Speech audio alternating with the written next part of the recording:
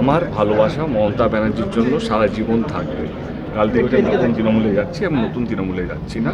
যতদিন মমতা ব্যানার্জি বেঁচে আছে, মমতা ব্যানার্জির সঙ্গে আছি।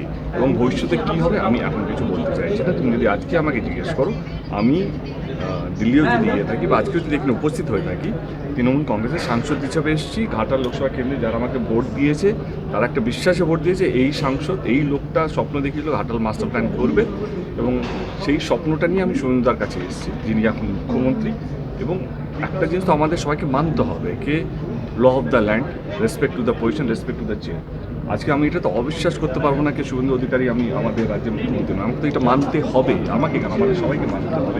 এবং আমার কাজটা কী, এই ডাবল ইঞ্জিন সরকার যেটা কেন্দ্রতে আছে এবং রাজ্য আছে, তাদের হাত ধরে আমি যে প্রতিশ্রুতিগুলো দিয়েছি বা আমি যে স্বপ্নগুলো ঘাটাল লোকসভা কেন্দ্রের মানুষকে দেখিয়েছি, সেই স্বপ্নগুলো তো আমার দায়িত্ব স্বপ্নটা পূরণ করার।